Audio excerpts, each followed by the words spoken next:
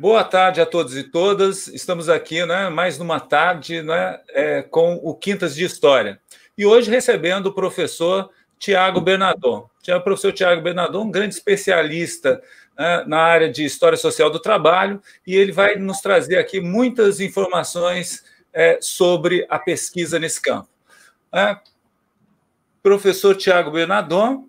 Primeiro, Tiago, eu quero agradecer a sua disponibilidade para vir aqui falar com a gente, né? Eu tenho certeza que vai ser muito importante a sua contribuição.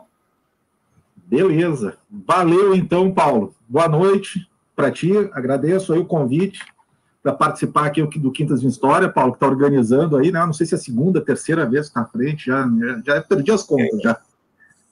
É segunda, né?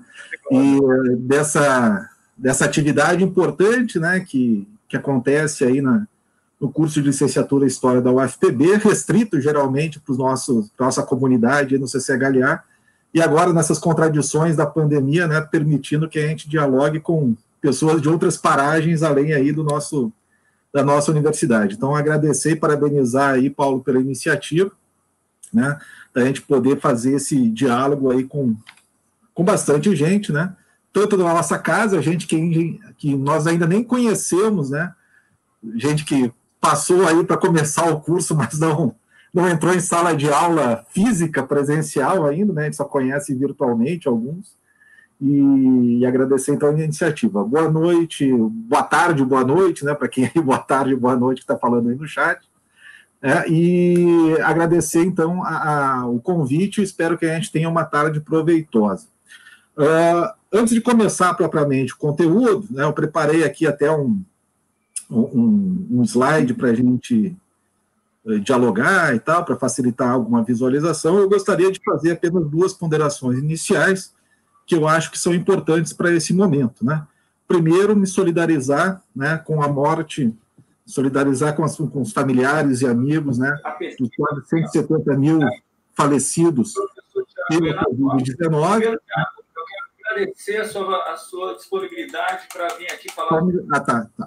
Deu um tilt aqui no computador. Então, como eu estava dizendo, né, me solidarizar com amigos e familiares das vítimas da Covid, né, que eu acho que são números, né, que estão se aproximando dos 170 mil em números oficiais, né, fora subnotificações e outros problemas, e que é uma tragédia que poderia ser amplamente evitada, né? A gente poderia ter números muito, muito mais reduzidos do que nós temos aqui no nosso país, né?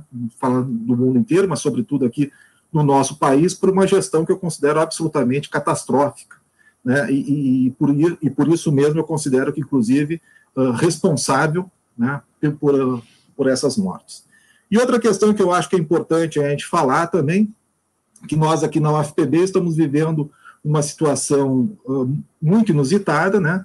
Nós temos aí, desde a semana passada, um reitor que tomou posse, né, pela nomeação do presidente da República, de alguém que teve pouco, né, algo em torno de 5% dos votos da comunidade acadêmica, nenhum voto do colégio eleitoral, mas mesmo assim, né, não se sentiu constrangido em assumir, né, o cargo máximo da nossa instituição, ele e um conjunto de outros professores, colegas, que assumiram tal posição, aviltando aquilo que eu considero que são princípios democráticos essenciais, especialmente em universidades públicas, como é o nosso caso, que é o terreno máximo da liberdade de pensamento, né? Não existe possibilidade de desenvolvimento do pensamento crítico sem liberdade, né, e sem democracia. Então, eu gostaria de lamentar esses dois, né, fatos que estão acontecendo no nosso país e especialmente aqui na nossa universidade. Este é um evento público mantido pelo curso de licenciatura em História, Departamento de História da UFPB, e eu acho que não faria nenhum sentido a gente deixar de falar disso, que corresponde à nossa própria história na nossa instituição. Bom, dito isso, vamos passar então para apresentar aqui o material que eu trouxe para vocês, pensando em ser, né, como é o caso das Quintas da História, um pouco uma apresentação introdutória para alunos de graduação sobre aquilo que a gente faz na universidade, né, pensando sobretudo o pessoal que está ingressando na graduação em História. Né?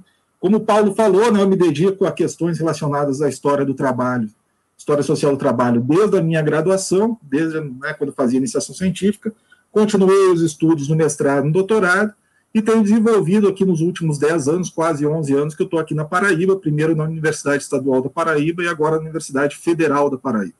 Então, a intenção desta fala de hoje aqui é uma fala bastante introdutória, aproveitando alguns elementos de um curso, né, que eu ministrei junto com a professora Ana Beatriz e o professor Fernando Pureza, aqui na universidade, durante a pandemia, né, de modo virtual, e também um mini curso que a gente vai oferecer, eu, a professora Ana Beatriz, na Ampul Paraíba, na semana que vem, tá certo? Então, o título, né, dessa sessão ficou Fontes e Questões da História Social do Trabalho, né, para a gente apresentar aqui alguns elementos introdutórios do estado da arte da historiografia dedicada à questão da história social do trabalho no Brasil. Vamos lá. A primeira pergunta é: por que uma história social do trabalho? Por que alguém se dedica a isso? Qual é o sentido? E essa, digamos, vai ser um pouco a pergunta norteadora do nosso debate desta noite, né? Eu estou falando noite porque se tem alguém fora da Paraíba, do Nordeste, o sol nasce primeiro aqui na Paraíba, mas também se põe primeiro. Já é noite agora, 5h30 da tarde aqui na Paraíba. Então, por que uma história social do trabalho? Essa é a nossa questão principal que eu vou tratar de enfrentar um pouco aqui com vocês nesse diálogo. Todo mundo deve ter ouvido falar de um poema bastante conhecido do dramaturgo alemão Bertolt Brecht, que viveu aí no início do século XX, né, viveu inclusive a experiência da ascensão nazista, ele que era vinculado ao Partido Comunista Alemão, né, e que escreveu uma série de peças voltadas para serem expostas, né, exibidas, montadas nas ruas. E escreveu uma série de poemas também. O público principal que ele elegeu eram justamente os trabalhadores e trabalhadoras, né, no caso alemães, né, e suas obras têm, né, se multiplicado aí até hoje, tanto as peças teatrais como seus poemas e demais escritos. Né. E eu trouxe aqui para vocês um poema bastante conhecido, não sei se todos conhecem, né, que se chama Perguntas de um Operário que Lê. Vou responder, né, vou ler aqui para vocês a provocação que ele faz com esse conjunto de perguntas, né, que tem a ver com a história e a história social do trabalho. Dizer o seguinte: quem construiu Tebas, a das sete portas, nos livros veio o nome de reis. Mas foram os reis que transportaram as pedras? Babilônia, tantas vezes destruída, quem outras tantas a reconstruiu? Em que casas da Lima Dourada moravam seus obreiros? No dia que ficou pronta a muralha da China, para onde foram seus pedreiros? A grande Roma está cheia de arcos de triunfo. Quem os ergueu? Sobre quem triunfavam os Césares? A tão cantada Bizâncio só tinha palácios para os seus habitantes? Até a legendária Atlântida, na noite que o mar a engolia, viu afogados gritar para os seus escravos. O jovem Alexandre conquistou as Índias sozinho? César venceu os gauleses. Nem sequer tinha um cozinheiro ao seu serviço? Quando a sua armada se afundou, Filipe da Espanha chorou. E ninguém mais. Frederico II ganhou a Guerra dos 7 Anos. Quem mais a ganhou? Em cada página, uma vitória. Quem cozinhava os festins? Em cada década, um grande homem. Quem pagava as despesas? Tantas histórias, quantas perguntas. Então, esse poema do Bertolt Brecht, ele meio que dá, né, em forma de poema, o espírito das discussões que a gente vai fazer aqui. Né? Todo mundo sabe, né, em qualquer rua, qualquer cidade, a gente tem aí, né, centenas, milhares de referências aos chamados grandes homens. Né? Geralmente eles são políticos, são militares de alta patentes, são empresários, são médicos, né?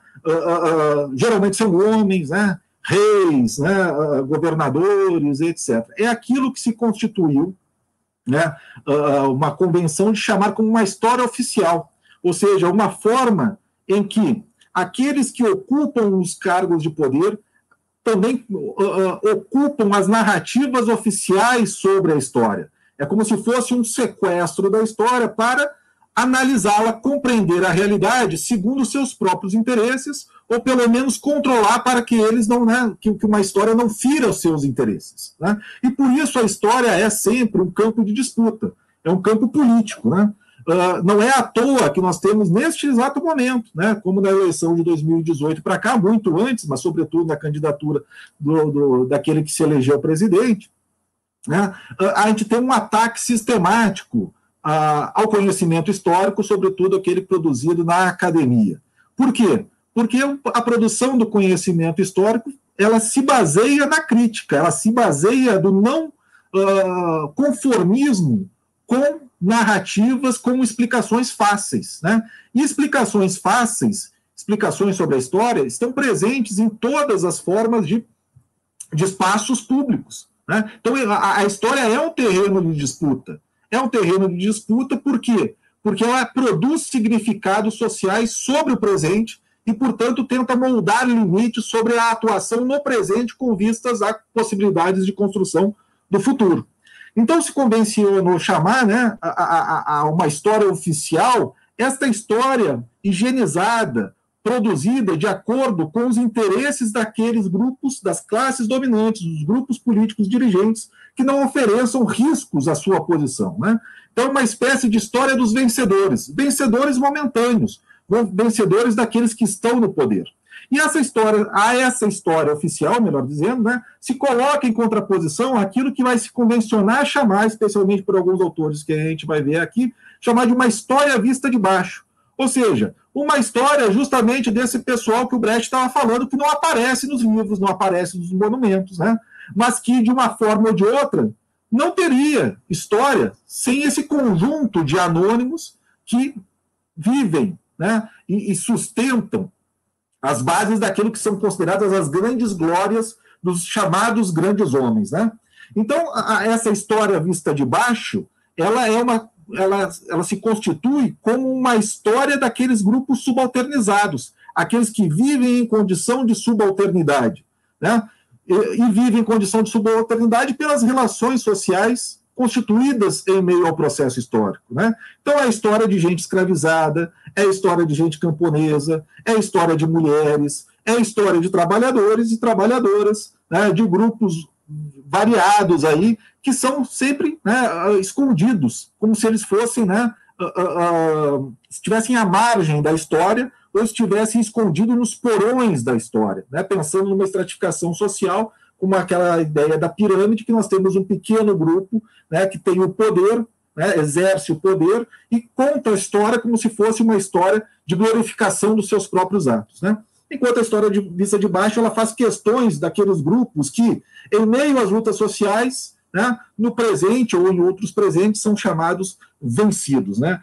Então, é tirar do silêncio ou promover, né, formas de visão que tratam de demonstrar que o próprio presente que a gente vive poderia ser diferente se a correlação de forças do passado, né, distante ou próximo, fossem diferentes. A questão é que, nas relações sociais, tanto no presente quanto no passado, né, elas são constituídas por relações de conflito, relações, né, em que aqueles que promovem o controle social tratam de silenciar também o ponto de vista daqueles que foram vencidos, né?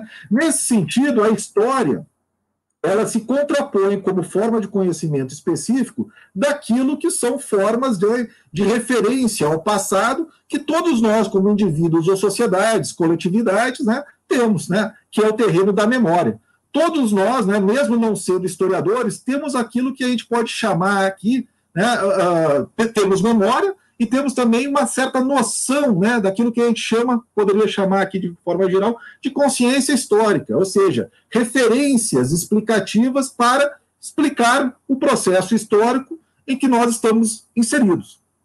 Agora, essa forma de consciência histórica, as memórias que a gente tem, tanto individuais quanto coletivas, elas não são propriamente a história como conhecimento histórico propositivo, né, do nosso campo de conhecimento, né? Por quê? Porque a memória tende a sacralizar eventos do passado, tende a sacralizar eventos, né, ocorridos sob determinadas perspectivas, né, e produzem também não apenas uma seleção daquilo que é lembrado, como daquilo que é esquecido.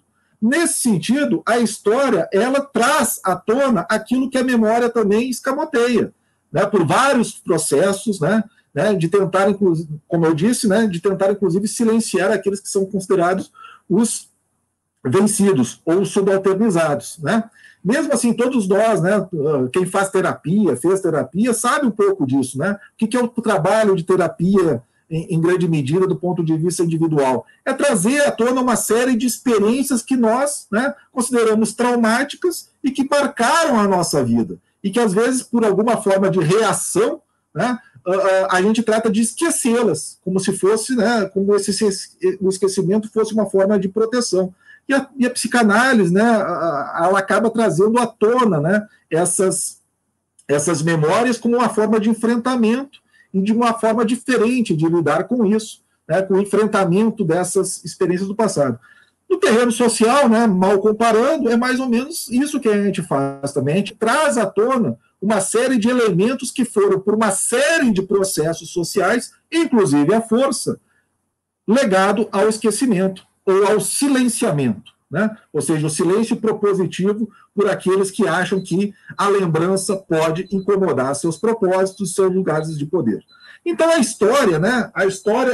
Ela pode usar a memória, tanto individual como coletiva, né? Como os próprios monumentos, né? Em celebração a este ou aquele evento, a este ou aquele considerado grande homem, mas a gente trata isso de modo crítico, como fonte, para poder trazer à tona explicações, análises com fundamentação. E para isso a gente precisa das chamadas fontes históricas, né? A história, né, ao contrário da memória ou outro tipo de narrativa como a literatura, ela não pode, de jeito nenhum, né, ser escrita com base na invenção, né, com base, né, apenas no desejo do historiador, daquele que escreve. Ao contrário, a história, né, o conhecimento histórico, ela precisa de fontes para fundamentar as evidências que levam às interpretações possíveis do processo histórico.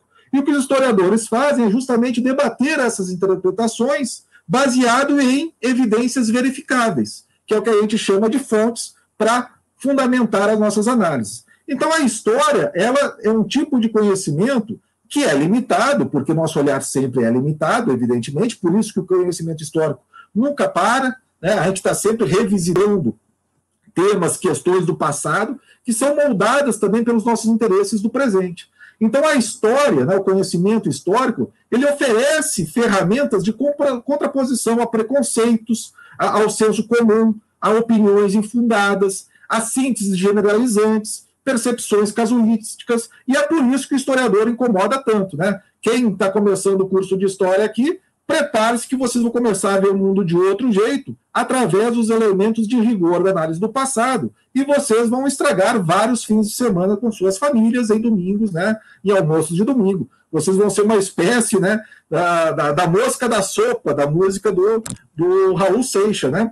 Do Raul Seixas. Quer dizer, a mosca da sopa está lá sempre incomodando, zum, zum, zum, porque está desafinando aí o coro dos contentes que acha que pode controlar as narrativas sobre o passado e manter as suas relações de poder baseado em preconceitos e no uso da força. E não adianta detetizar, como o Raul Seixas diz, porque batendo uma mosca vem outra no lugar, e os historiadores já somos muitos e temos aí trabalhado com os nossos métodos de análise de processos históricos há muito tempo, com um refinamento teórico e metodológico, volto a dizer, sempre fundamentado em evidências, não em invencionice. O historiador pode divergir da interpretação de outro historiador, mas ele não pode abrir mão das evidências e deve denunciar sempre a fragilidade analítica de outro historiador e o mau uso metodológico teórico das fontes do passado, ou seja, no tratamento dessas evidências. Isso colocando, né, os historiadores de forma geral, as questões historiadoras de forma geral. Propriamente, a história social do trabalho, a pergunta volta, né, a questão, por que uma história social do trabalho? As origens de uma história voltada para uma história social do trabalho, que pode ser entendido, basicamente, né, de forma bastante ligeira aqui, como uma história da classe trabalhadora, ou seja, a história dos trabalhadores e trabalhadoras ao longo do tempo, né? Elas têm uma primeira origem que é fora da academia, né?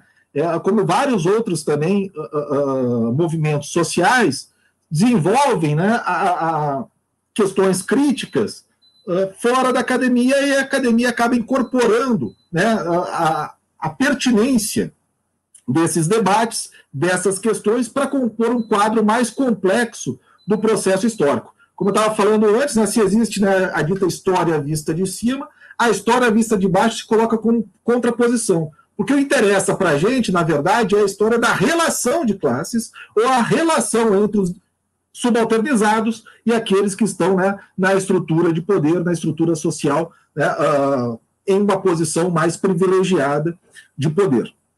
Então, a história social do trabalho tem uma origem fora da academia. Ela tem uma origem propriamente oriunda dos partidos e sindicatos voltados para as causas socialistas, sobretudo.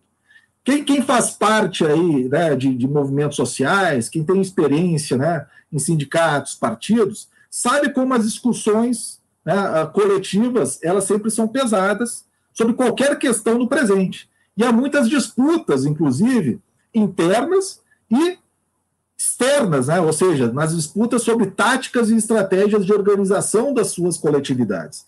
Então, qualquer discussão coletiva envolve, nos impasses, né, uma leitura do passado sobre como é que determinadas questões que estão sendo enfrentadas no presente, em um presente, elas foram enfrentadas ao longo do tempo.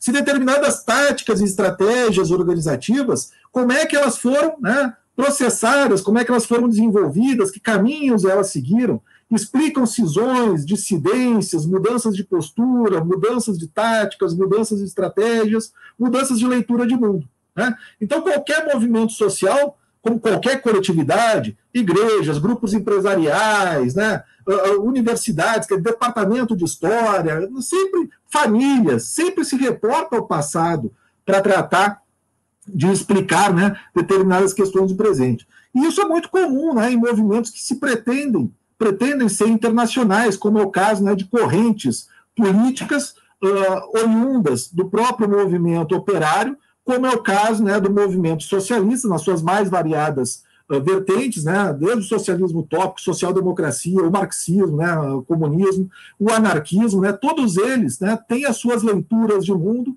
e passaram a desenvolver, em algum momento, histórias das suas associações, das suas correntes de luta, etc.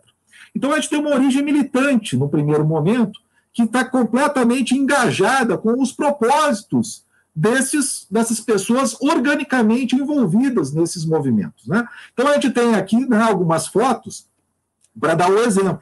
Esse prédio que está aqui no canto esquerdo da tela de vocês é o prédio do Instituto Internacional de História Social de Amsterdã, né, que é um dos principais centros de documentação de história dos trabalhadores do mundo, e sobretudo de história de militantes.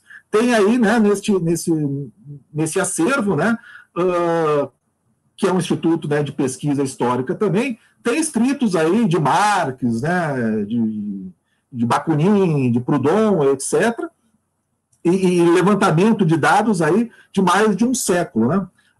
Esse senhor que está... Aqui está o site no meio, né, do Instituto de História Social de Amsterdã, e esse, né, senhor que está aqui de óculos à direita é o Max Nettlau, que é um anarquista austríaco considerado o grande historiador do movimento anarquista. Ele, né, compilou uma série de documentos produzidos por sindicatos e pelo movimento anarquista europeu, sobretudo, né?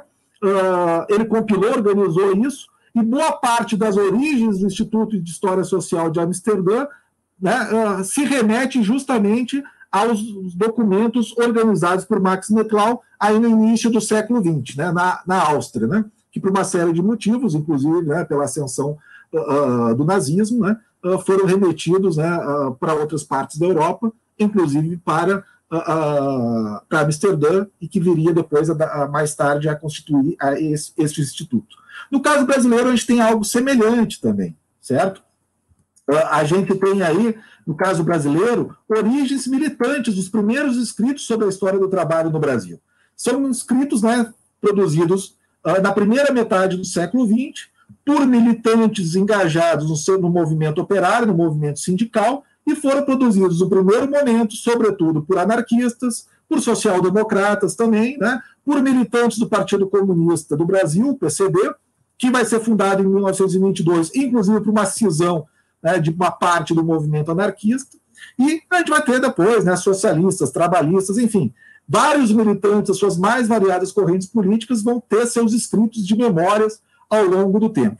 Depois, na década de 50, 60, esses escritos, né, ou melhor, essas questões relacionadas às classes sociais, ou mais propriamente à classe trabalhadora brasileira, ela entra na academia por via das ciências sociais, notadamente pela sociologia, e tratam de promover uma série de explicações baseadas nas teorias sociológicas em vogas na época, muitas delas, inclusive, relacionadas com a teoria da modernização, né, para explicar questões como a do chamado populismo, que eu não vou tratar aqui agora, mas que foi uma das principais tônicas para tentar compreender o processo de constituição dos governos de Getúlio Vargas, João Goulart, e depois o golpe de 64. Né? No caso da história, a gente tem alguns estudos promissores, né, propriamente desenvolvidos por historiadores, desenvolvidos na década de 70. Eu trouxe 3 deles aqui. Né? Nós temos aí o Sheldon Leslie Maran e o John Foster Dulles, que são 2 americanos, norte-americanos, estadunidenses, né, chamados brasilianistas, que desenvolveram teses, né, pesquisas relacionadas com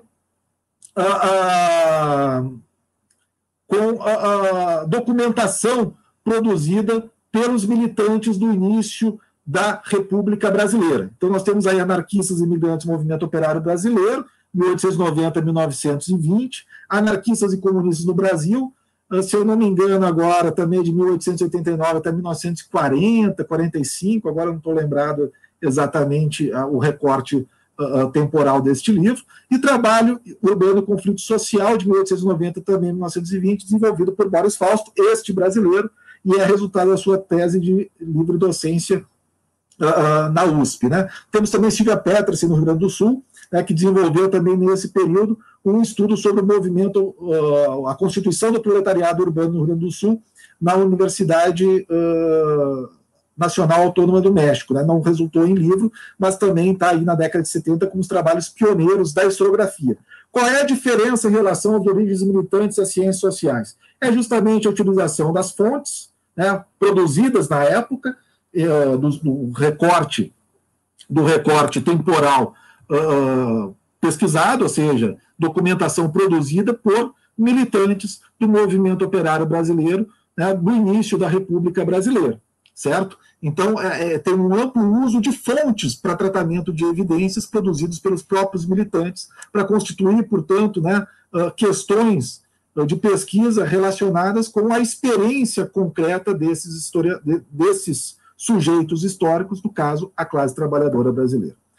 Nós temos aí alguns arquivos que valem a pena serem mencionados, que também, assim como esse do Instituto Histórico de Amsterdã, remetem também à produção organizada de documentos produzidos por militantes, ou melhor, reunidos por militantes. Nós temos aí, na Universidade Estadual de Campinas, a Unicamp, nós temos o arquivo Edgar Leonroth, né, que era um militante anarquista, gráfico, aí no início do século XX, os principais nomes do anarquismo brasileiro, que vai produzir uma série de jornais, ele próprio, né, e também vai organizar, né, ao longo do tempo, uma série de documentos que agora estão disponíveis neste arquivo, localizado, como eu disse, na própria universidade, e que depois vai ampliar seu acervo com outras documentações que até hoje são recebidas. Né? Tem documentos lá do movimento, né, do grupo Tortura Nunca Mais, tem documentos aí do Luiz Carlos Prestes, etc., mas inicialmente são justamente os documentos reunidos por Edgar Leonroth que originam esse acervo lá no início da década de 80. Inclusive, esses livros aqui são produzidos pelo acervo, basicamente, do Edgar Leonroth. E também aqui ao lado nós temos 2 arquivos, né, o CEDEM, o Centro de Documentação e Memória da Unesp, e nós temos o AMORJ, o Arquivo de Memória Operária do Rio de Janeiro, localizado na UFRJ, né, o CEDEM, como eu disse, na Unesp, Universidade Estadual de São Paulo, e o AMORJ, a Universidade Federal do Rio de Janeiro.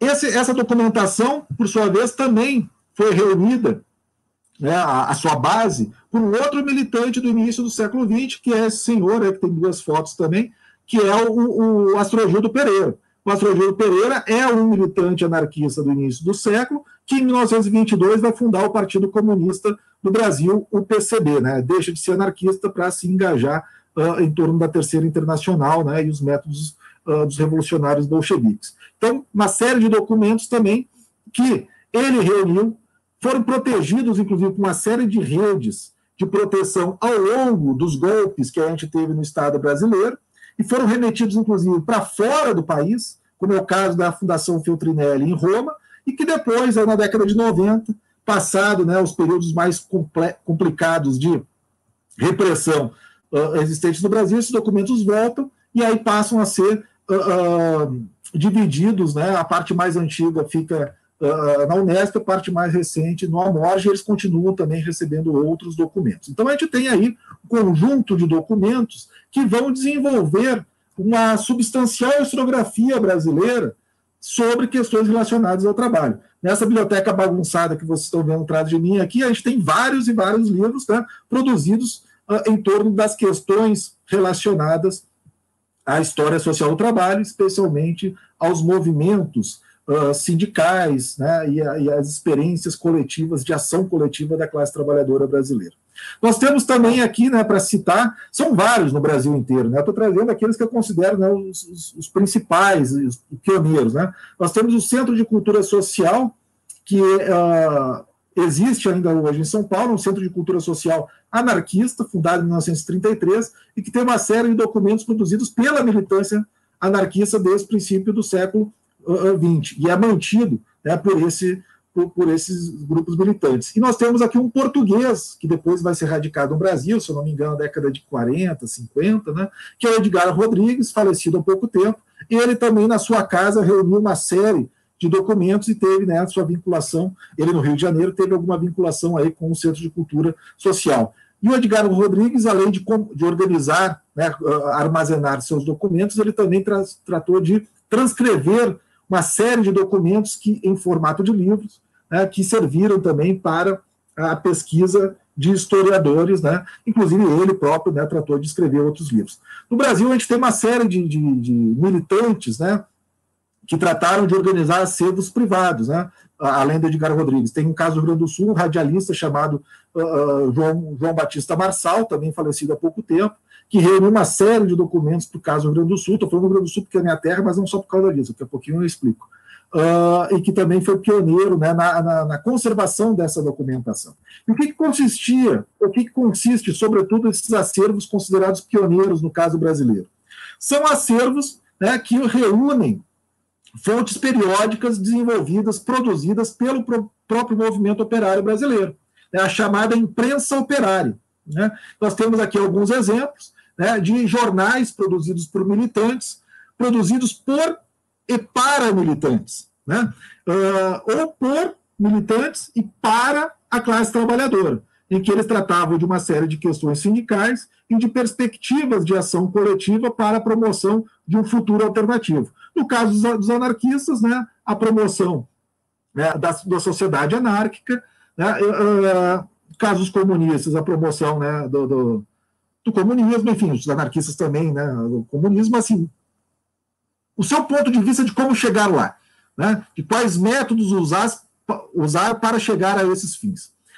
Nós temos aqui, né, da esquerda para a direita, nós temos aqui o jornal A Voz do Trabalhador, né, uma capa de um jornal, né, de uma edição do jornal A Voz do Trabalhador, se eu não me engano, é do 1º de maio de 1913, posso estar enganado, mas enfim, que é a Voz do Trabalhador é o jornal da Confederação Operária Brasileira, fundada em 1906, o jornal é fundado em 1908.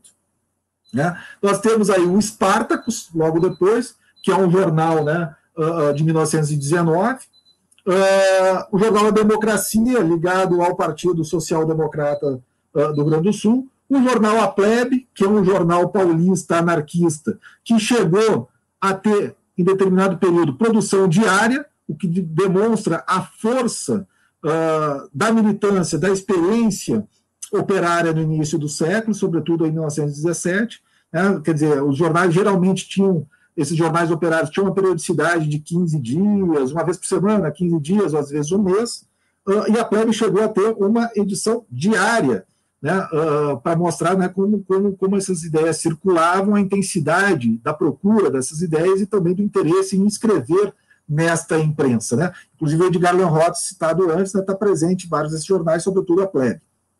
Né?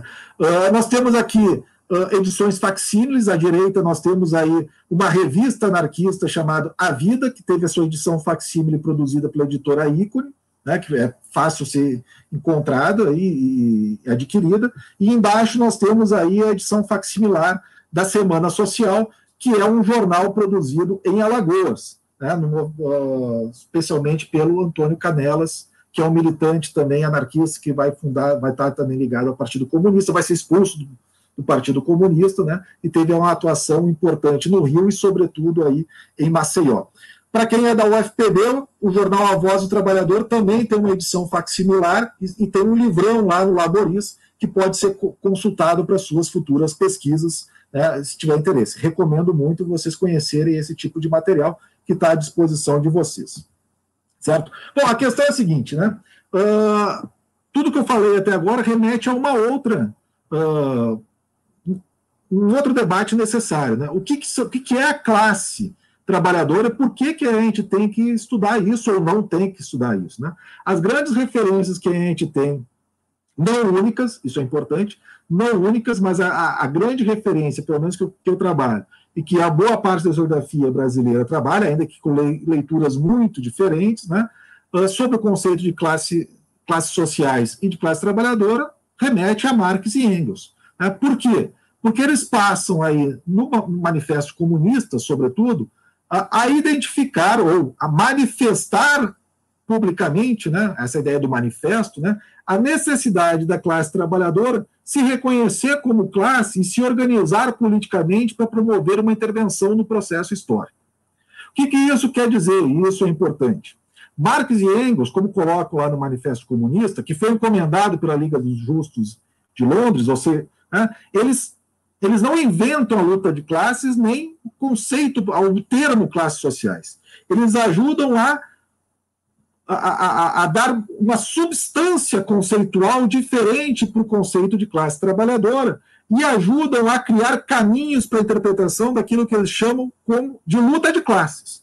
Mas volto a dizer, isso é importante, a luta de classes não é uma invenção de Marx e Engels. Eles tratam de dar forma explicativa para aquilo que eles compreendem já existir na realidade.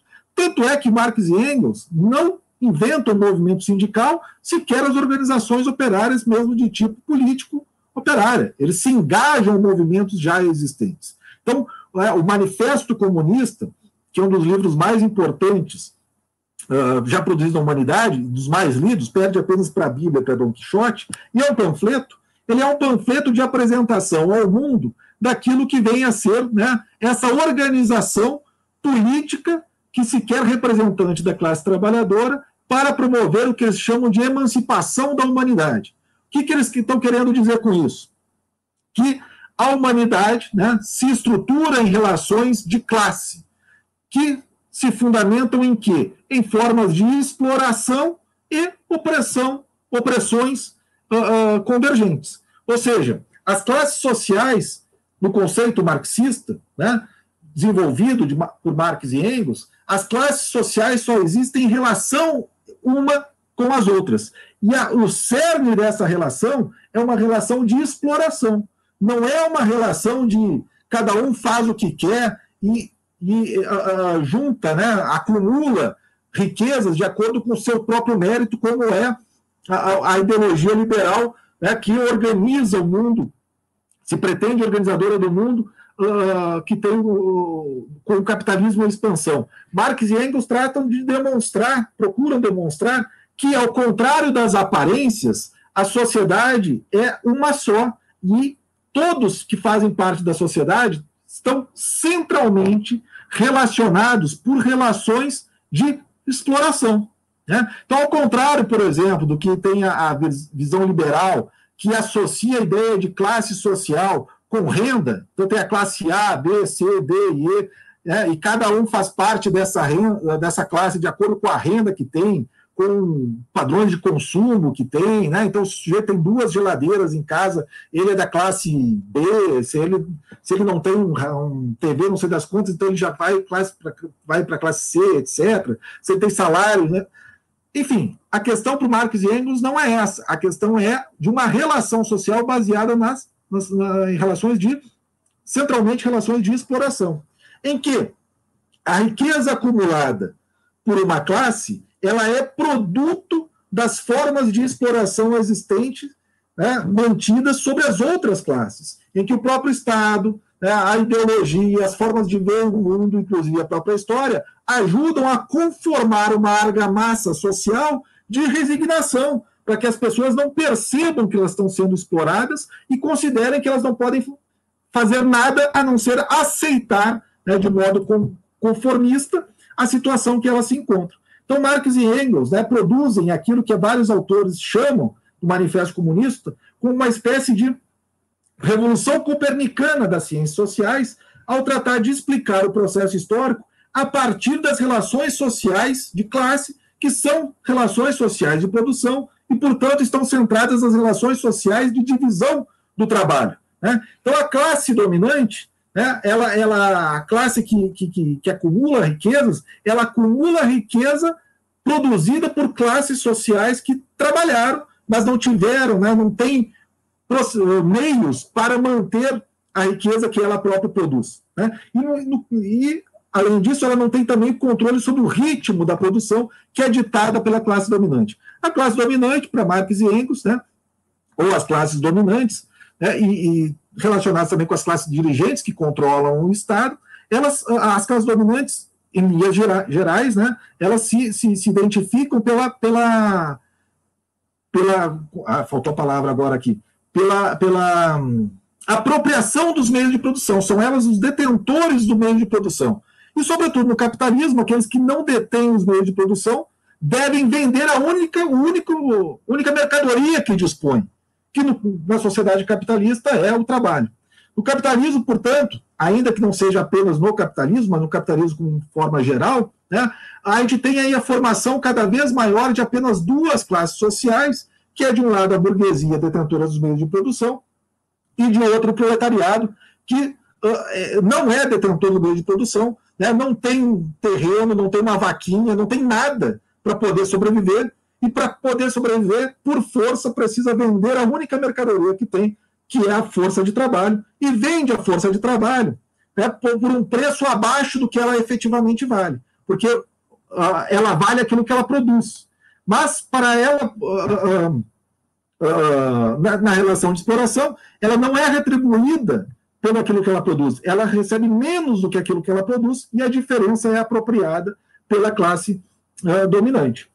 Então, Marx e Engels dizem o seguinte: ao longo da história, a gente teve classes sociais, teve luta de classes. Só que agora, no capitalismo, ao tornar essa relação efetivamente econômica, né, que antes as pessoas achavam que precisavam, né, obedecer aos seus senhores por questões de tradição, de religião, agora que as relações de exploração são essencialmente econômicas, ficou às vistas de todos que as relações sociais estão centralmente baseadas em relações de exploração. E, portanto, identificando isso, é possível pôr fim ao que eles consideram que é o cerne da história até então, que é a história da luta de classes, que é a história da exploração do homem sobre o homem.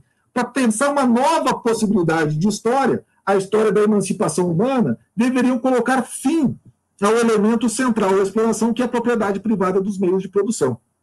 Certo? Então, os comunistas querem a emancipação humana, e é isso que o Manifesto Comunista de Marx e Engels tratam de demonstrar. E para promover isso, eles dizem o seguinte: assim como ao longo da história a gente teve guerras, conflitos e revoluções, inclusive as revoluções que deram origem ao mundo que destruiu as formas precedentes do antigo regime do mundo feudal, a burguesia se estabelece como classe dominante por meio das revoluções. Nós também estamos pregando a necessidade de novas revoluções. Por quê? Porque a gente tem consciência que as classes dominantes não vão abrir mão dos meios de produção por livre convencimento. Se eles abrirem mão por livre convencimento para a emancipação humana, para pôr fim à exploração, ótimo. Mas como a realidade não é assim, a gente está projetando que necessariamente vai ter enfrentamento e vai ter revoluções. Então, a gente não vai esconder isso, né? Ao contrário de outros pontos de vista que tratam de pensar sempre uma forma de consenso, de conciliação entre classes, Marx e Engels, assim como os anarquistas por outras vias, né, por outros olhares, mas olhares semelhantes, como eu disse, a grande questão é de método, não de fins, vão dizer a única possibilidade da gente colocar fim nisso não é conciliar, mas é revolucionar. E quem vai ser o grande agente revolucionário? Marx e Engels, assim como os anarquistas do século XIX, vão identificar justamente nos trabalhadores, na classe trabalhadora, sobretudo no proletariado, que não tem nada a perder, porque não tem propriedades, não tem nada, vive procurando emprego, né, de um lugar para o outro, né, migrando de um lugar para o outro em busca de subsistência. Esse pessoal que não tem nada a perder, que vive a exploração, vive, né, na carne a exploração, esse pessoal vai tratar de emancipar toda a humanidade em torno de um projeto comum, né, de organização de uma nova sociedade.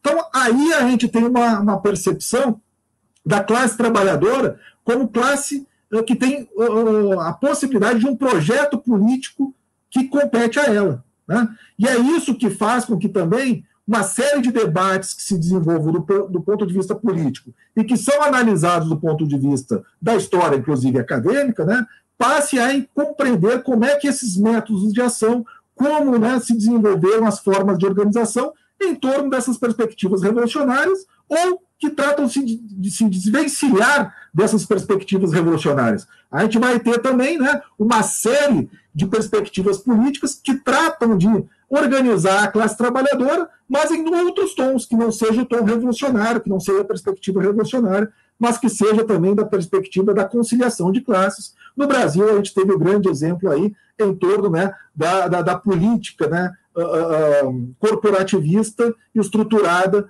pelo trabalhismo de Getúlio Vargas, né? Só para dar um exemplo. Mas o que isso tem em comum? É o reconhecimento de que a classe trabalhadora tem uma força social e uma força política. A Igreja Católica também, no final do século XIX, também vai tratar de organizar em torno da chamada doutrina social da Igreja a necessidade de organizar a classe trabalhadora para que se reconheçam os direitos dela e que ela não tenha, né, um projeto político próprio, como os marxistas, os comunistas e os anarquistas, né, vislumbravam. Então, a possibilidade aí deles, né, de tentar controlar esses movimentos sociais da classe trabalhadora em ascensão em todo o mundo, e que depois a gente vai ter experiências aí no século XIX mesmo, como a Comuna de Paris, e depois aí em 1917, com a Revolução Soviética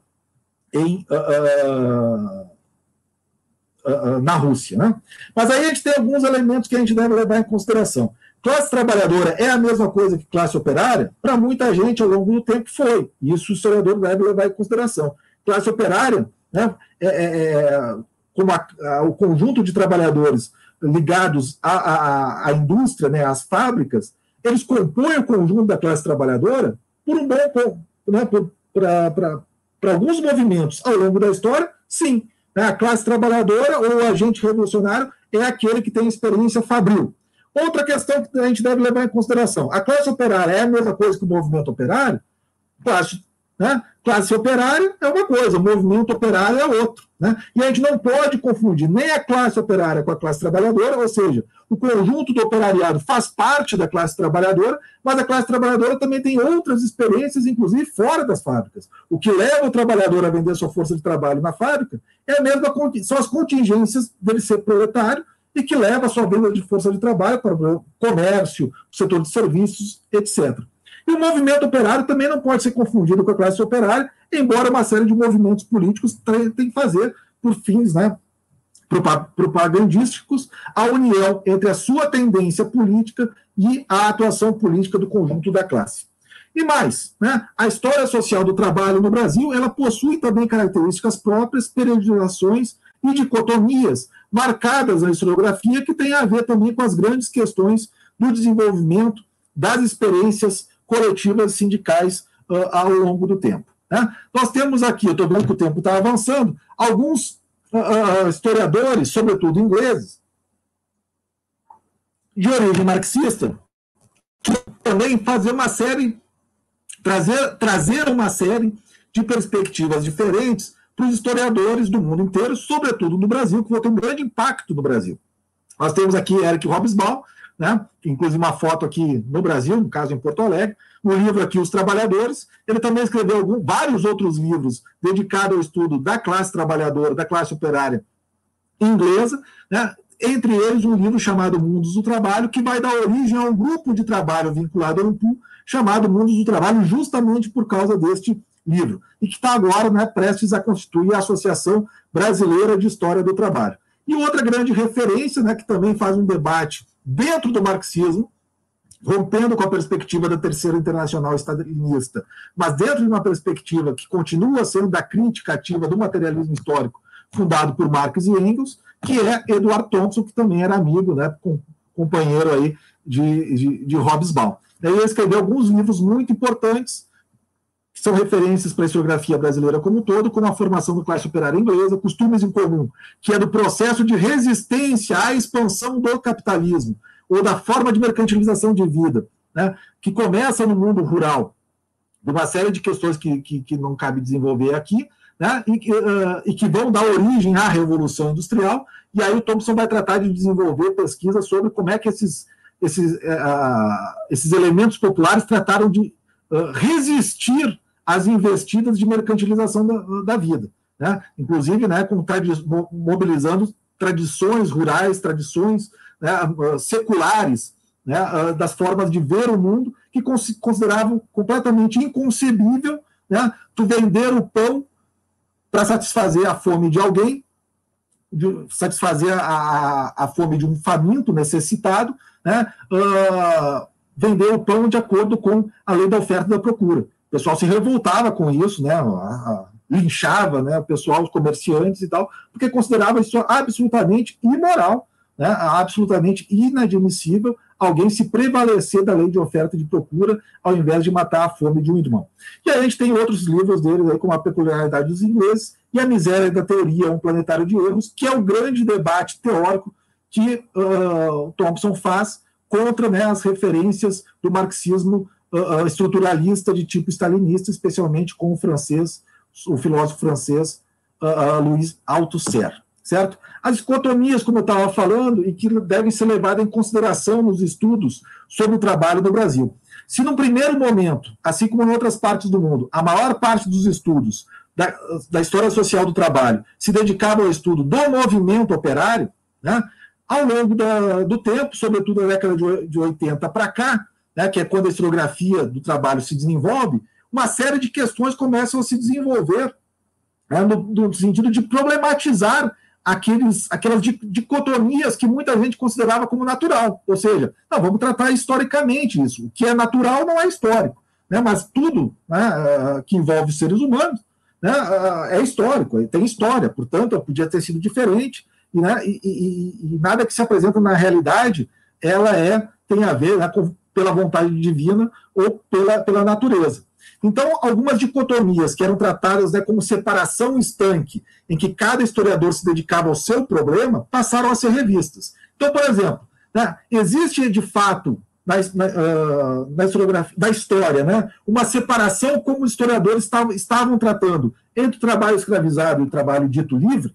Coloco aqui livre entre aspas, porque todos nós somos compulsoriamente obrigados a vender a nossa força de trabalho se quisermos sobreviver e não quisermos ser presos, né, acusados de vadiagem.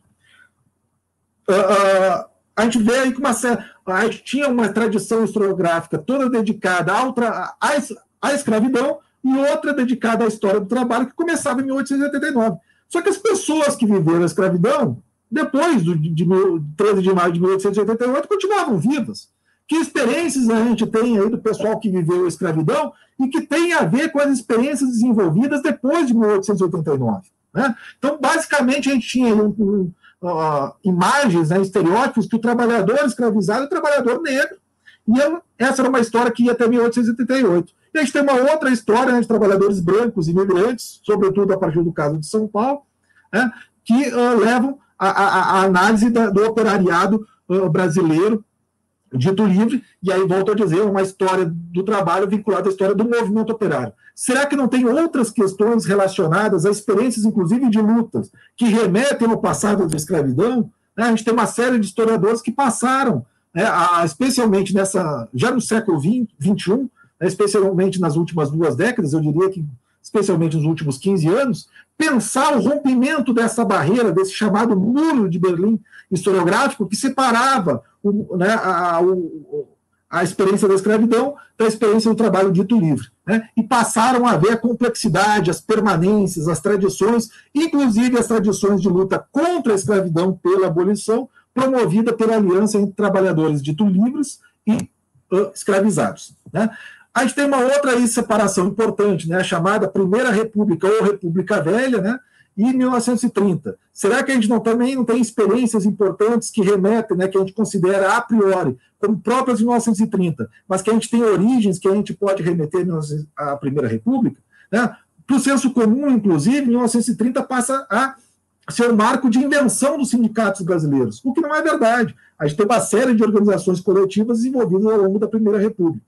A separação também entre trabalho urbano e trabalho rural. Por que a gente faz essa separação? O que é de tradições, de padrões culturais, né, de visões de mundo, do mundo rural no mundo urbano? Se a gente leva em consideração, sobretudo, o caso brasileiro, em que uma boa parte do contingente populacional dos trabalhadores urbanos se remete às suas origens rurais, né? E vice-versa. Com os trabalhadores urbanos também passam em determinados períodos, né, a ter a sua experiência, ou em algum momento da sua vida, ou ao longo da sua vida, como trabalhador rural, né? Então a gente tem aí que separar.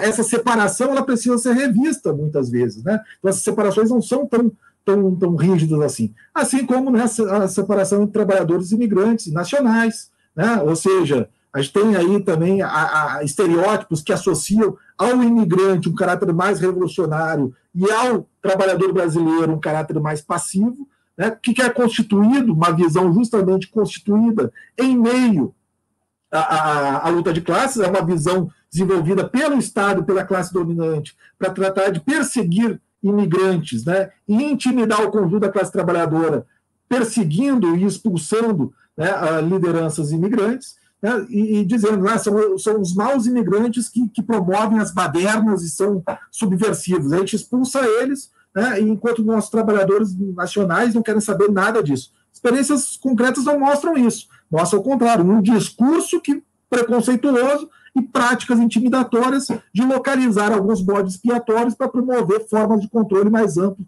sobre o conjunto das ações coletivas dos trabalhadores. As relações entre centros e periferias, né? Muitas vezes a gente tem aí uma história do trabalho, como eu disse antes, calcada na experiência industrial, o que leva a uma concentração da história para Rio, São Paulo, Porto Alegre, etc., e desconsidera a história social do trabalho, né, a história dos trabalhadores, para o conjunto do Brasil. E, às vezes, inclusive, reduzindo a história social do trabalho, assim como outros aspectos da história também, muitas vezes a casos de Rio e São Paulo tomados como expressão nacional e relegando aos outros casos, né, uma história menor considerada regional. Mas, na verdade, a gente tem aí uma complementariedade entre os ditos centros e periferias, né, da constituição do nacional, que deve levar em conta as articulações regionais, né? A tal da articulação desigual e combinada, mas, sobretudo, articulada das relações capitalistas, mesmo no mercado brasileiro, mesmo na constituição do mercado capitalista brasileiro, e das suas relações também de experiências de luta dos trabalhadores. Além disso, como eu estava dizendo antes, né, a gente tinha uma historiografia dedicada, sobretudo, às experiências de ações coletivas, né, do ponto de vista dos movimentos sociais, sindicais e políticos, e a gente tem aí, né, uma série de questões que vêm sendo desenvolvidas também na década de 80, né, que levam em conta também aspectos daqueles trabalhadores que não têm uma experiência sindical, mas tem também uma intersecção entre o mundo da cultura, do lazer, do cotidiano, inclusive dos não militantes, com as pautas relacionadas com o mundo, né, militante. E também a necessidade da chamada interseccionalidade, né, de levar em consideração também uma heterogeneidade no interior da classe, que leva em consideração também as formas de opressão interna, né, e nas relações com as classes dominantes, as formas de opressão de gênero, de raça e de sexualidade. Certo? Então, aqui, eu já estou passando muito do tempo, a gente tem algumas fontes e métodos de pesquisa desenvolvidos pela historiografia brasileira que devem ser levados em consideração para quem está iniciando esses estudos, né?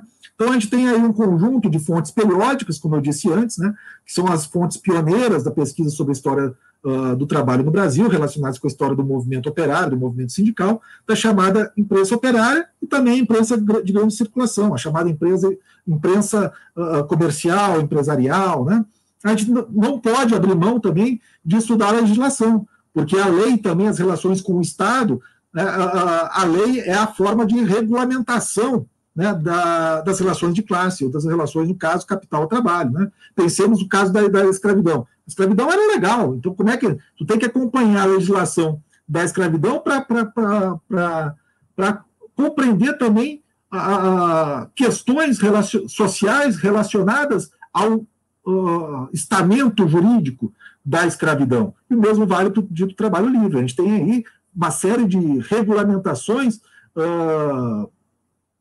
que envolve não apenas a legislação trabalhista em si, mas também direitos civis, políticos, sociais, como direito de reunião, liberdade de expressão, liberdade de imprensa, etc., que tem muito a ver com as experiências da classe trabalhadora, né, que só pode se organizar se existir um mínimo de liberdades democráticas existentes. Então, o sujeito também não pode ser expulso do país se a lei, né, diz que não pode. Quer dizer, teoricamente não pode. Então, a gente tem que ver esses movimentos legislativos também, inclusive a lei de acidente de trabalho, a lei de regulamentação de trabalho de menores, trabalho de mulheres, previdência social, etc., que são todas formas, né, de regulamentação da relação capital-trabalho, para não falar também de legislação política, né, como, por exemplo, o direito de greve e o direito de organização político-partidária.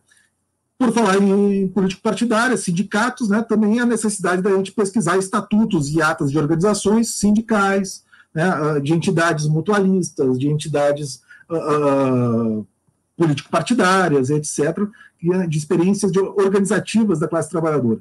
Prontuários policiais também são outras fontes muito importantes, tendo em vista, né, que foi dedicada, inclusive, uma construção de uma polícia voltada para o controle desses elementos considerados subversivos, né, as origens da política social e da polícia social e política, que tinha justamente nos principais militantes do movimento da classe trabalhadora do início do século, né, os seus principais alvos de acompanhamento. Né? As cartilhas e materiais de formação de militantes também são outros materiais importantes de pesquisa, relatos de memórias escritos e orais, como a gente tratou antes, né? A história oral também é outro campo de estudos importantíssimo para quem quer se dedicar à história do trabalho, tendo em vista também que a classe trabalhadora, os elementos da classe trabalhadora não têm, né, muitas vezes, ao contrário dos elementos do Estado ou das classes dominantes, não têm condições de conservação e agregação das fontes produzidas por eles mesmos. Né? Fora o fato de várias entidades terem, né, fora o fato do desleixo, né, da falta de preocupação de produzir fontes para o futuro, né, para a pesquisa do futuro, né? Além disso, a gente tem uma série de documentos que foram destruídos pela perseguição, pela repressão, etc. Então, é característico da história, é característico do historiador que vai pesquisar a dita história à vista de baixo, procurar fontes que são completamente esparsas, porque não há uma preocupação do Estado, né, de resguardar essas fontes.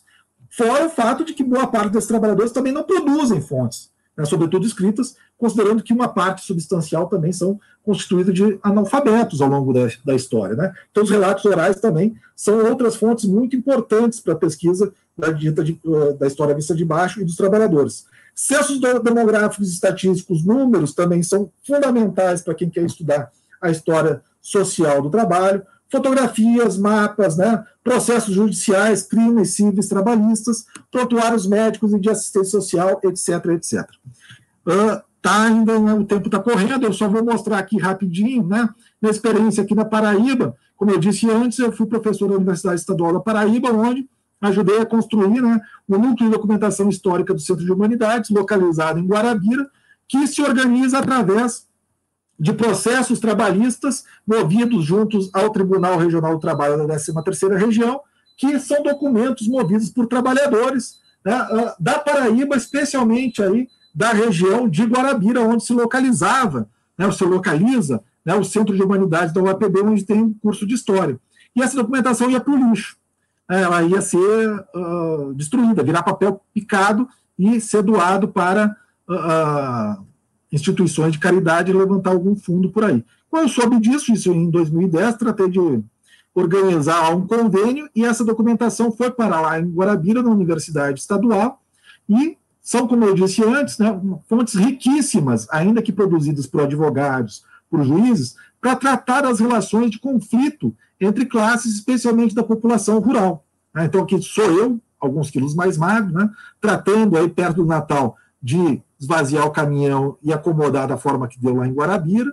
Né, esse é um conjunto de documentos. Aí a gente tem cerca de 20 mil processos, né, que começaram a ser higienizados, tratados por uma equipe de estudantes de graduação na época, isso aí é 2011, 12, mais ou menos, 12, eu acho, né, e que depois já resultou um livro, inclusive, né, com historiadores aqui do Nordeste, de Alagoas, Pernambuco e da Paraíba, que vocês podem baixar aí gratuitamente na internet, na base de dados do Cielo, né, o livro se chama Trabalho e Trabalhadores do Nordeste. Sobre a experiência de organizar o arquivo, também tem alguns textos aí em outros livros, né, da UFPE, lá do Arquivo Nacional, etc., né, que eu escrevi. E a gente constituiu aqui na UFPB o Grupo de Estudos e Pesquisa em História do Trabalho, o GEPETO, né, que tem aí o site, se vocês quiserem visitar, é um site muito incipiente, né, enfim, a gente está começando a organizar. Tem também a página no Facebook e perfil no Instagram, se vocês quiserem aí procurar, né, o GEPETO, que é constituído basicamente, né, por 3 professores, eu, a Ana Beatriz Ribeiro e o Fernando Pureza, né, e os nossos orientandos. Por falar em orientandos, eu vou tratar rapidamente aqui de alguns estudos que foram desenvolvidos sob minha orientação. Quer dizer, a gente tem aí outras produções, né, do FCG, o FPE, né, os orientandos da Ana Beatriz e do Pureza, outros estudos aí desde a década de 80, 90 produzidos no Brasil. Só queria chamar a atenção para alguns estudos que foram desenvolvidos, alguns deles, inclusive, a partir dessa experiência aqui da UAPB, né, que começou lá em 2012, 2013, e nós tivemos as primeiras dissertações defendidas aqui no PPGH em 2019. Nós temos aí o trabalho da Lidineide, a conquista de direitos trabalhistas, lutas sociais dos assalariados rurais de cana-de-açúcar no Agreste Brejo Paraibano, entre 1980 e 87. Do Diógenes Cardoso Estevam, trabalho infanto-juvenil e lutas por direitos das mesmas regiões da Mata e do Agreste da Paraíba, entre 87 e 90, que são justamente dissertações desenvolvidas, tendo como fonte principal esses processos trabalhistas que iam para o lixo, e trataram de identificar uma série de processos e elementos importantes para compreender a história social da Paraíba, né, recente, né, vejam que é da década de 80 para cá. Do Ademir Bezerra de Belo Júnior, que é de Pernambuco, que estudou, né, também as experiências dos trabalhadores rurais na Justiça do Trabalho de Nazaré da Mata, em Pernambuco, entre 1963 e 66, pensando, né, da experiência do golpe, inclusive, sobre essas ações trabalhistas, e José Batista de Lira Neto, que estudou aí a política de modernização da produção algodoeira na Paraíba, entre 35 e 60. Esse ano a gente teve aí a defesa da Valéria Cássia Martins, né, que tratou de um estudo do Sindicato dos Padres da Igreja Viva, Igreja Católica e Questões Sociais no campo do Brejo Paraibano na década de 60, que tem a ver com o que eu falei, das experiências de organização social promovida por mais diversos agentes, inclusive para manter os trabalhadores à distância das correntes políticas revolucionárias. É o caso da Igreja Católica, né, aqui no Brejo, que vai ser, inclusive, né, no Brejo, a primeira experiência interiorana aqui, né, de organização dos trabalhadores rurais na Paraíba, na década de 60. Né. Nós temos aí a Paula Tamires, que está desenvolvendo um projeto de mestrado sobre a organização dos trabalhadores sindicalizados na Paraíba entre 61 e 64. Nós temos a Letícia Teles, que está desenvolvendo, né, uma pesquisa sobre as experiências dos trabalhadores na formação da comunidade do Porto do Capim, né, entre 20 e 40, né, na construção do porto aqui de João Pessoa no início do século XX, né, que depois vai ser o Porto de Cabedelo, né, esse aqui é o Porto do Varador, o Porto do Capim. Nós temos o trabalho da Bárbara Silva, que é sobre o ciclo de greves canavieiras em Pernambuco entre 79 e 85, começou esse ano também, mas ela já vem pesquisando isso há um bom tempo, né? Assim como a Letícia está também trabalhando com o movimento lá da comunidade do Porto do Capim há um tempão. E nós temos a Ana Carolina, que vai defender agora, nesse mês de dezembro, a sua dissertação sobre a construção da estrada de ferro Madeira-Mamoré entre 1909 e 1919, né, que é uma estrada de ferro lá em Rondônia, que vai dar origem, inclusive, à cidade, a capital de Porto Velho. Ela vai defender agora, e fica aqui o convite para vocês, se quiserem, né, participar da defesa, que em breve vai ser divulgada a data, horário certinho, e é uma sessão pública. Né? Essas são algumas experiências que eu trouxe das pesquisas que nós estamos desenvolvendo aqui no programa de pós-graduação em História, e que se desenvolve sob essas perspectivas e questões introdutórias que eu apresentei para vocês na primeira parte. Então, dito isso, encerro aqui a minha fala e estou à disposição para alguma questão que vocês queiram tratar, tá certo? Valeu! E agora travou o mouse aqui, eu não consigo tirar a tela. Era isso, Paulo. Para quem ia falar meia hora... Mas tudo bem para a gente, não tem problema não. Acrescentou demais, com certeza. Deixa eu já colocar uma questão de cara, né? Você sabe, todo mundo sabe que eu trabalho, né? Tenho como objeto de trabalho, né, em pesquisa o audiovisual, né? Televisão e cinema, né? Mas quando eu era aluno de graduação, era uma época que a gente fazia projeto de pesquisa e enviava para o CNPq. O aluno de graduação tinha essa autonomia. E o meu primeiro projeto foi um projeto, né, com documentação do arquivo de Gallenhof. Eu era estudante de graduação da Unicamp e eu trabalhei com uma análise da greve de 17 a partir, né, numa análise comparativa entre o jornal O Combate e a grande imprensa do Estado de São Paulo. Então, assim, só para dizer que é um assunto muito caro para mim também. Acabei mudando, né, de temática, mas comecei ali. A primeira inspiração que eu tive para pesquisa na graduação foi História Social do Trabalho, né? O professor Cláudio Batalha me orientou até. Gente, olha só, mas aí mudei completamente. Mas eu queria saber exatamente isso. Eu estou dizendo isso porque é um pouco, né, provocativo para pensar a sua experiência sobre a descoberta do tema. Né? Nossos alunos têm muito problema, às vezes, de conseguir chegar no tema e se agarrar a ele. Tem gente que fica pulando de área para área e não acaba não se definindo. Queria saber, você, como é que foi essa sua caminhada? Cara, eu não sei te dizer propriamente, assim, de uma forma definida, como é que, assim, eu acho que foi uma série de vazantes que me levaram para essas... desembocaram nesse rio maior, né? Eu acho que tem alguns elementos importantes aí que remetem, por exemplo, à minha família, né?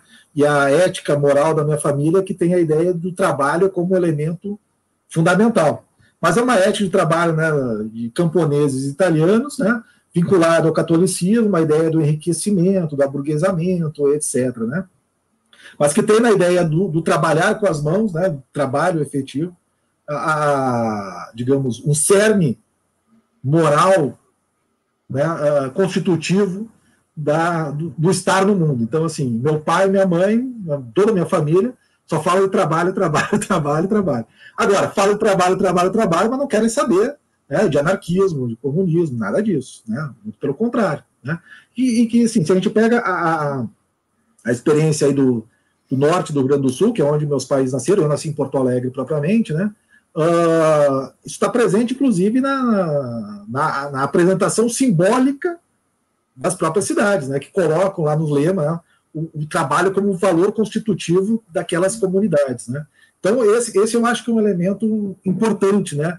A ideia de pensar o trabalho como elemento constitutivo de subjetividades, que tem a ver, digamos, com uma estrutura de formação individual minha ao longo do tempo.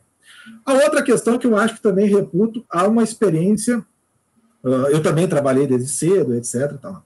Aí veio uma outra questão que eu acho muito importante também, da inserção de onde eu vivia, que era Porto Alegre, na década de 90, quando eu comecei a fazer a faculdade, no final da década de 90. Onde justamente as experiências de luta dos trabalhadores tinham tinha um grau de complexidade, de debate público-político muito forte. Porto Alegre, na época, era governada pelo PT, né?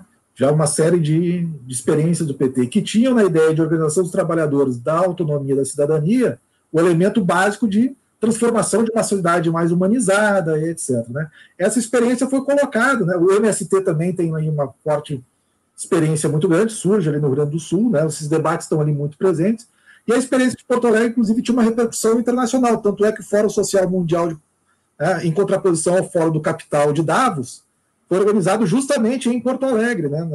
neste momento, né? No início do século XXI.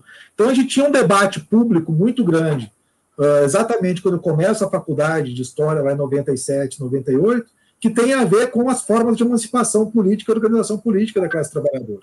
E aí, no outro eixo, que vem exatamente a oportunidade da iniciação científica, quando eu fui convidado para participar com a Silvia Petris e para trabalhar com o movimento operário do Rio Grande do Sul da Primeira República. Então, assim, o interesse e a ideia de aceitar, ela tem a ver justamente com essas minhas inquietações primeiras, né? E aí, depois disso, já tentei sair várias vezes, né? Mas eu não consigo. E não consigo por algumas questões, porque eu acho que não dá para a gente pensar o mundo sem justamente perceber a centralidade do mundo do trabalho. Então, assim, as questões teóricas que eu fui desenvolvendo ao longo do tempo, né, mais ou menos relacionadas com os movimentos, né, no caso anarquismo, que eu desenvolvi na tese, etc., tem afirmado cada vez mais a centralidade da luta de classes, da compreensão de que as relações de trabalho são centrais nas organizações sociais. Se a gente quiser compreender as questões políticas, mesmo que culturais, etc., não religiosas, né, jurídicas, não que elas não tenham o seu campo de autonomia ou elas se reduzam à luta de classes, como era, por exemplo, o marxismo estruturalista. Mas tem ali, né, nessa materialidade da divisão social do trabalho, um elemento condensador dessas outras esferas da nossa realidade. Então, assim, eu tenho cada vez mais, por mais que eu tente ver outros caminhos, cada vez mais eu tenho reafirmado de como o mundo do trabalho ele é essencial para a constituição das sociabilidades como a gente está vivendo. Inclusive a crise que aparentemente é financeira, né, mas que é uma crise relacionada justamente às formas de expropriação do trabalho, né, que tem a ver com o rebaixamento das condições de vida, condições de trabalho, né, com a chamada superexploração da força de trabalho que a gente vive no Brasil, de forma estrutural, como país da América Latina, e que estão sendo cada vez mais reafirmadas por essa série de contra-reformas que nós estamos verificando no Brasil, sobretudo a partir de 2016 para cá. Então, acho que, assim, para entender, por exemplo, o que aconteceu em 2016, o que acontece agora, não tem como desvincular do que acontece da esfera do mundo do trabalho.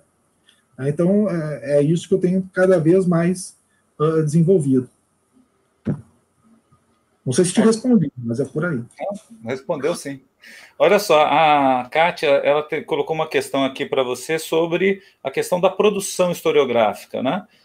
Vemos que essa produção tradicionalmente começou, né, no eixo sul, ela coloca aqui, sul-sudeste, e ela gostaria de saber aqui um pouco sobre a produção na Paraíba e no Nordeste em relação ao resto do Brasil. Como é que isso tem sido, né, o desenvolvimento disso?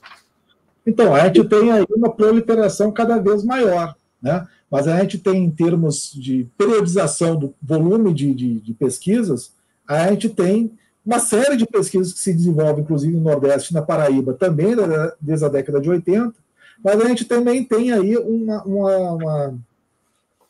eu diria, uma concentração maior de uma historiografia voltada ao movimento operário urbano, ou de trabalhadores urbanos, mais no Centro-Sul, relegando, para o caso do Nordeste, um maior volume de estudos sobre o mundo rural, mas sobretudo pela antropologia e pela sociologia.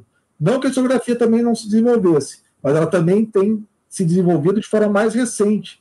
Inclusive, né, ainda que a gente tenha trabalhos muito consistentes, mas em termos de volume, é alguma coisa mais recente, tanto a história social do trabalho voltada para o mundo rural, de forma geral no Brasil, e aqui também no Nordeste. Mas a gente também tem longas tradições já de trabalhos, de historiadores, de pesquisas que têm se desenvolvido sobre a história social do trabalho, urbano e rural, né, mas vamos falar aqui dos sindicatos e tal, também aqui no Nordeste. É o caso de Alagoas, é o caso da Bahia, o caso de Pernambuco, né, o Ceará também, a gente tem muita coisa importante, mas eu diria que, embora a gente tenha um volume, no caso caso da Paraíba é interessante também. A gente tem vários colegas nossos que dedicaram ao estudo do trabalho na década de 80 e 90, mas dedicaram na sociologia. E acabaram, por uma série de motivos, também tratando de outros objetos, outros temas, etc. Né? Então, eu diria que a gente está vivendo, passando por um processo em que, rompendo com essas dicotomias, de procurando sempre a história do trabalho na indústria e no meio urbano, a gente tem uma ampliação também de questões para a gente perceber a presença dos trabalhadores em outros espaços. No caso da Paraíba, a gente tem uma predominância, né, nas últimas décadas, de uma história cultural e de uma história política, né? E que agora, né, já há algum tempo, ela vem cada vez mais caminhando no UFCG, no próprio UFPB, uma história social que passa a promover alguns diálogos bastante interessantes com essa produção que está mais, como é que eu posso dizer, está mais consolidada, no caso paraibano, como eu disse, é da história cultural e política. Então, a gente tem aí um volume que é promissor. Quando a gente pega aí os estudos, os eventos da Ampul em torno do GT Mundos do Trabalho, a gente tem um número crescente da participação de estudos do Norte e do Nordeste. Não apenas do Nordeste, mas sobretudo da Amazônia também. Né? Então, a gente tem aí muita gente produzindo aí coisa desde a década de 90 e que tem aí se desenvolvido uma série de pesquisas muito interessantes aí para o Nordeste e depois para o Norte, né, em termos cronológicos, de sequência, em termos de volume, né, cada vez maior do país. Eu diria que especialmente nos últimos 10 anos para cá, o interesse tem crescido substancialmente, ele pode ser verificado aí na programação desses eventos. Tiago, eu vou encerrar aqui as nossas transmissões. Gostaria de agradecer demais pela sua disponibilidade. Tenho certeza aqui que isso foi muito significativo para todo mundo, a gente conhecer um pouco mais, né, das fontes, né? Tem gente que ainda não tem contato com esse tipo de estudo. Eu acho que esclareceu bastante. Então, eu gostaria de novamente agradecer e, né, num próximo evento a gente conta aí com a sua participação. Tá? Beleza, eu estou vendo aqui várias pessoas conhecidas aqui, não vou dizer o nome, mas eu vou dar boa noite para todo mundo. Estou vendo aí, depois eu dou um oi particular. Valeu, pessoal. Valeu, Paulo, obrigado aí, desculpa por ter planejado falar menos e falei tanto. Não tem problema.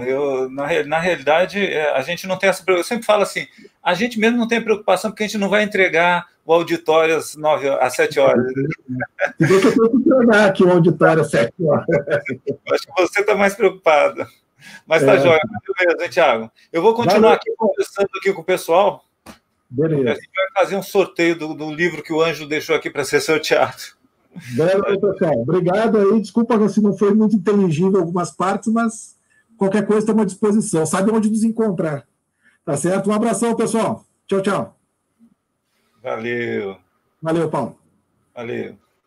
Gente, olha, então vamos fazer o sorteio, e eu decidi fazer o sorteio, né, utilizando um site, né, que é o sorteio online. A ideia básica qual que é? Eu estou colocando os nomes de todas as pessoas que estiveram no dia 15 de outubro e assistiram a palestra do professor Ângelo. Então, são 63 pessoas, tá? Eu vou até dar uma destacada aqui para vocês, eu vou compartilhar com vocês a tela, né, do sorteio online. O nome de todos já está colocado. Aliás, eu queria chamar a atenção também que na semana passada, quando eu fiz o aviso de que haveria esse sorteio, a professora Serioja ofereceu 3 livros dela para também serem sorteados. Tá? E eu vou fazer o sorteio também seguindo a lista de quem assistiu a palestra da professora Serioja. Tá? Então, nesse momento, eu vou fazer o sorteio do professor Ângelo, vou compartilhar a tela, tá, com vocês.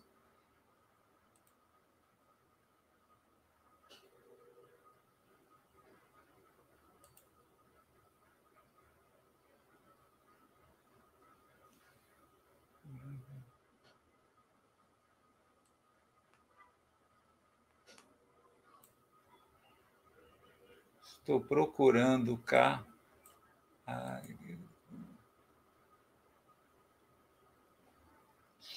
Tá aqui, ó.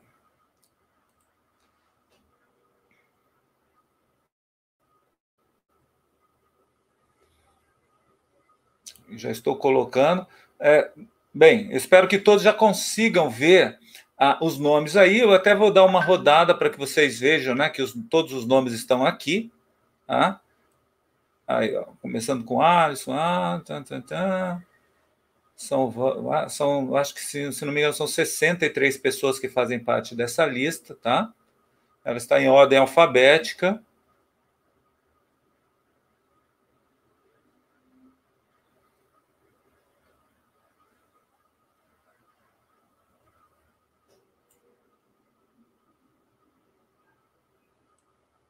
Só para vocês verem, todos os nomes estão aí, tá?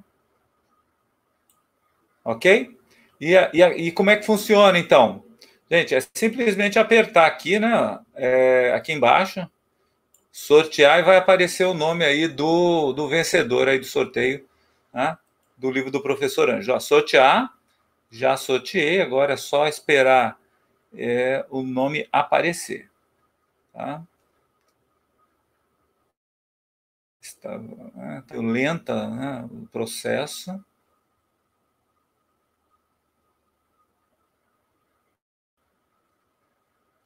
E o resultado já apareceu aqui. Quem ganhou o livro do professor Ângelo foi o Jorge Barbosa Gomes de Andrade.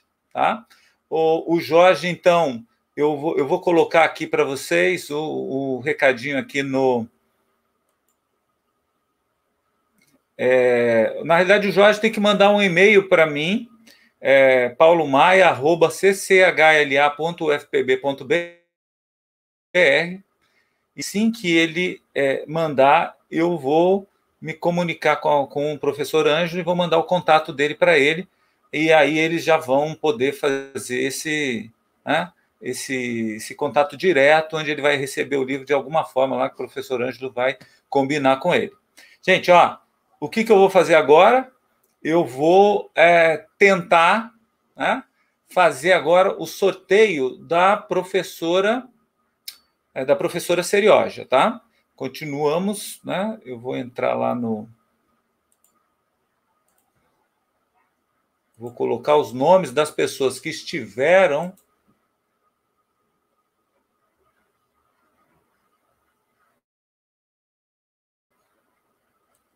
que participaram da aula da professora Serioja, e vou... né? E nesse caso aqui...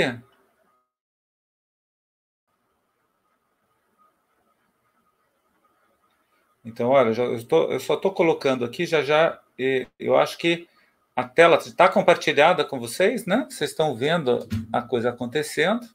Estou apagando os nomes, né, anteriores e colocando aqui, tá, os nomes das pessoas que participaram, que assistiram à aula da professora Serioja no dia 12 de novembro, né, desse ano, semana passada. Tá? Então, aqui começa com o Alisson e vai indo, né? Tá aqui. Esse daqui já são menos pessoas, eu acho que, se não me engano, são 53 pessoas, tá? Só para vocês poderem verem aí as pessoas que estão aí de fato participando. Tá? E eu vou colocar 3 nomes aqui, tá?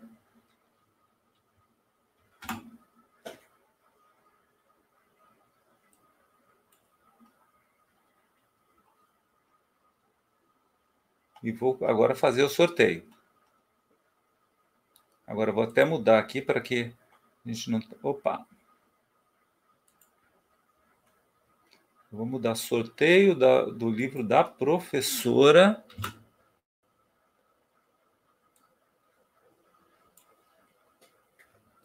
Serioja Mariano. Tá? E bem, os nomes já estão todos ali. Vou fazer o sorteio dos 3, hein?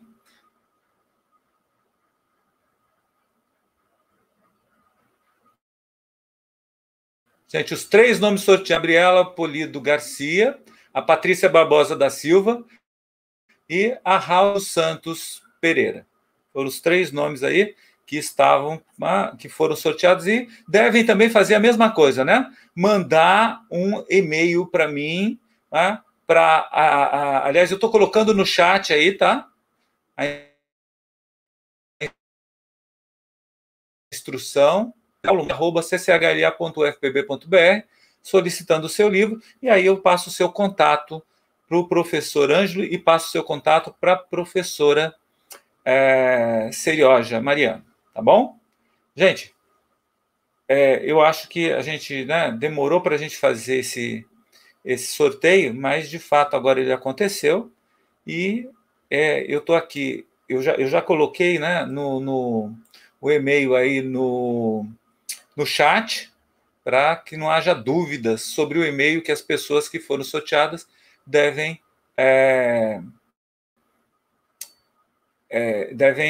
mandar, tá?